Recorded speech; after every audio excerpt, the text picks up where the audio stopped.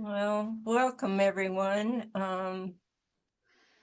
Today is Sunday, the 23rd of March, and I don't know where March went. It seems to be zooming by, but that's how time goes these days. The older I get, the faster it goes. So, and tonight, I want to talk about my talk's going to center around spiritual awakenings in recovery and in Buddhist practice. And in my particular practice, I tend to focus on recovery through a Buddhist perspective because, well, it's a matter of life and death. And not all of us are able to find our way out of addiction. So this talk is dedicated to them. So how many of you, if you could just raise your hand, how many of you are in 12-step programs or have been in 12-step programs? Right. So I'm sure the rest of you have an awareness of them and have had experience with people who are suffering through the bonds of addiction in your lives or know of people. And even if you're not, a drug addict or an alcoholic or a food addict or a gambling addict or any kind of addiction, you might see how working through these steps of recovery can be used as tools for dealing with those addictive tendencies that no longer serve us or get in the way of our ability to help other people. And step 12, what I'll be talking about today, is one of the action steps in the 12-step recovery program. And it asks us to synthesize everything we've learned in the first 11 steps. But even before we do that, before we begin to work the steps, we had an awakening. And we call it in, 12-step parlance, a moment of clarity, where we realize really that nothing we have done up to this point has curbed our addictions, among other things. And we're ready for a change. It's kind of an aha moment where something profound shifts and an awakening occurs and we become able to take direction. Often this is driven from desperation. And in my own case, I just had a wish for a less chaotic life and was finally beginning to connect the dots between my using and drinking and my suffering. And when many of us are lucky enough to reach this point, we're more open to admitting that we're powerless over our addiction and our lives have become unmanageable, which is the first step. And with this first step, we experience the first sparks of an awakening when we realize that there is indeed suffering, the first noble truth. In step 2, we came to believe in a power greater than ourselves could, by realizing that healing is possible and that we can't do it alone. Very impossible for true addicts to do that by themselves. So here's a seminal moment where we understand that our suffering arises from our attachment, whether it's to alcohol, drugs, food, sex, whatever. And then we go on to step 3, which reads, made a decision to turn our will and our life over to the care of God as we understood him. So from a Buddhist perspective in recovery and practice, we decide that we will rely on our sponsors, our friends in recovery. We'll go to meetings and we'll, take refuge in the 3 treasures of Buddha and Dharma and Sangha. And through perseverance and taking this backward step and shining the light inward, we make a searching and fearless moral inventory of ourselves, and then share the exact nature of what our wrongs are with a sponsor or a trusted friend. In Buddhist practice, we have something similar, a form of confession that takes place at the full moon ceremony, where we talk about our ancient twisted karma. This is called, the full moon ceremony is referred to as Ryaku Fusatsu. Then this full moon ceremony and this form of confession is much like what we do in the fifth step, where we share our wrongdoings with the sponsor or trusted friend. And then in step 6 and 7, we made a list. And it's pretty thoroughgoing list of our character defects that get in the way of our service to others. And then we end up praying for those defects that get in the way to be removed. In steps 8 through 10, we made a list of all the people we'd harmed and became willing to make amends to them all. We begin to understand how our addictions caused suffering to others, and we made direct amends to such people whenever possible, except when to do so would injure them or others. We can't, and then in the next step, we continue to take personal inventory, and when we were wrong, promptly admitted it. And finally, step 11, which asks us to practice prayer and meditation. In our citizen practice, it is meditation that opens the Dharma gate to a life free of the isolation of addiction and opens us up to the limitless possibilities for growth and service. And now that's a really quick distillation, the cliff notes of all the steps leading up to step 12. And along with step 12, these steps involve continuous practice of abiding by the precept of doing no harm. And to unpack step 12, we should give deep consideration to its 3 parts. Step 12 reads, having had a spiritual awakening as a result of these steps, we tried to carry this message to alcoholics. And I'm going to use the word alcoholics, but in your mind, that's just any kind of addiction. We tried to carry this message to alcoholics and to practice these principles in all our affairs. So the 3 parts here are a spiritual awakening as a result of doing these steps, and then, kind of the instruction to carry the message, what you've learned, to other alcoholics or addicts, and then to practice the principles you've learned in all your affairs. And the spiritual awakening that we experience is the result of diligently working the first 11 steps. And each step is, say, in a natural order where one step informs the others in ways that lead to spiritual growth and this awakening. The steps do not promise anything. There's no new cars, no condos, no 401ks, but but a much deeper sense of awareness. Kevin Griffin wrote in One Breath at a Time, we begin to notice habitual tendencies and replace them with conscious thoughts and actions based on our best intentions. So as addicts who were leading unconscious and, often self-centered lives, this is a complete transformation that can only be maintained by carrying the message to other alcoholics through right action.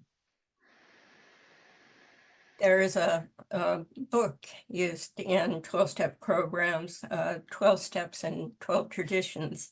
And in that book, it says, when a man or woman has a spiritual awakening, the most important meaning of it is that they have now become able to do, feel, and believe that which they could not do before on their unaided strength and resources alone. They have been granted a gift which amounts to a new state of consciousness and being. They have been set on a path which tells them they're really going somewhere. That life is not dead, not something to be endured or mastered. In a very real sense, they have been transformed because they have laid hold of a source of strength, which in one way or another, they had denied themselves. When I first came to recovery, I had nothing to give, or so I thought. I was empty of compassion, and the idea of any form of self-sacrifice was unthinkable. It's completely self-centered. I felt dead. And as they say in AA, I had a serious case of contempt prior to investigation. I had to relapse to reach a point of desperation where I was willing to take direction. When I walked through the doors of meditation and recovery at San Francisco Zen Center, I was met with compassion and understanding. Laura and Jeffrey gently instructed me to sit with my cravings and watch them as they burned up. I was ready to embrace change, but as they say, sometimes quickly and sometimes slowly. I had to be willing to let go of my attachments to drugs, alcohol, and the people that I used with. As it says in the Shinshin Ming, also known as Trust in Mind, the great way is not difficult for those who have no preferences. So letting go of old ideas marks the beginning of the journey. Over the years, with attention to following suggestions from my sponsor, my teachers, Sangha friends, and the recovery community, I no longer see myself as a useless, isolated body, but more a part of a formless body of interconnection. Spiritual experience ranges from dramatic experience like Bill Wilson, who's the founder of AA, to a quieter sense of peace through spiritual awareness. Bill described in his experience as a sudden, overwhelming encounter with a bright white light, accompanied by a profound sense of peace and a feeling of being in the presence of a divine power. This event marked a significant turning point in his battle with alcoholism and became a cornerstone of his belief in the necessity of a spiritual experience, for recovery. His description, it bears a striking resemblance to the kind of mystical experience often reported by users of psychedelics and other dissociative substances. We don't all have the fireworks of Bill's experience or the sudden enlightenment of Satori. The spiritual awakening I had, or the one that I experienced, was one of a slow but deep understanding of my place in things. And this I find profoundly comforting. By working the steps and embracing our spiritual awakening, we can now, through skillful means or upaya, take our program to a new level. And by engaging in service to our recovery and Sangha communities, attending meetings, continuing to meet with a sponsor or a Buddhist teacher, and carrying the message by greeting newcomers and extending ourselves out, as sponsors, we begin to experience a life that takes us beyond our small selves. I can report happily that working with sponsees and with Buddhist students in recovery and Buddhist students in general, that I experienced a sense of joy and purposefulness that was unavailable when I was lost in my addiction. In Buddhist practice, we talk about practicing wholeheartedly, which means that you dive into practice fully, not holding back or avoiding feelings or experiences that make you uncomfortable. We commit to doing as we do in sewing meditation, as we say with each stitch, Namu Kie Butsu, I take refuge in Buddha. Namu Kie Ho, I take refuge in Dharma. Namu Kie So, I take refuge in Sangha. For me, it's all about saying yes to our lives. Saying yes just feels good these days. Getting engaged and diving headfirst into recovery is a big yes statement. Yeah. Need a speaker? Yes. Need a secretary? Yes. Will you greet people? Sure. Put the chairs away? Sure. Help set up? Yes. Diving completely into my program and completely into the three treasures, I try to practice being satisfied with my life as it is. We can engage in step 12 in a way that is informed by our Buddhist practice of loving kindness. We can offer incense and chant for the alcoholics and addicts that still suffer the bond of addiction, never forgetting how grateful we are for this privilege. As a result of our spiritual awakening, we walk a little softer on the earth, offering our humble presence and understanding that one alcoholic has for another. This understanding of suffering, I find, is beyond words. Our natural compassion has been awakened, and we're able to offer a way of being that's warm hand to warm hand to people that we never would have met otherwise. Our world opens up to a new freedom and new happiness through the work that is complemented by our Bodhisattva vow to save all beings. Jane Hirschfield wrote in her beautiful poem, A Cedary Fragrance, even now, decades after, I wash my face with cold water, not for discipline, nor memory, nor the icy awakening slap, but to practice choosing to make the unwanted wanted. To do this work effectively, we are tasked with practicing these principles in all of our affairs, which, that's kind of a big ask. And, there's progress, not perfection at all times. Besides my work as a Buddhist priest, I work as a research librarian for a law firm, which many people might see as being in bed with the devil. But in fact, it offers endless practice opportunities for me. And the truth is that I love my work. Like every work situation or situation in life, there are people that you will rub up against. Having lived in an urban monastery, I can say that that's true even for the resident monks. They say it's like being a rock in a rock tumbler, rubbing up against each other and smoothing each other's edges through practice. I may rub up against attorneys, but if I'm using the tools of recovery and practice, I do have the ability to interact with them with compassion and wisdom and skillful means. But being human, I'm going to fail. My attitude can fluctuate between eye rolling and acceptance. But being human, my attitude is my action is to hold up the precepts in an upright manner. It is helpful to sit zazen in the morning and then set my intention for the day. Bowing into my desk, I begin, and when I am challenged throughout the day, to return to my breath repeatedly and return to my intention.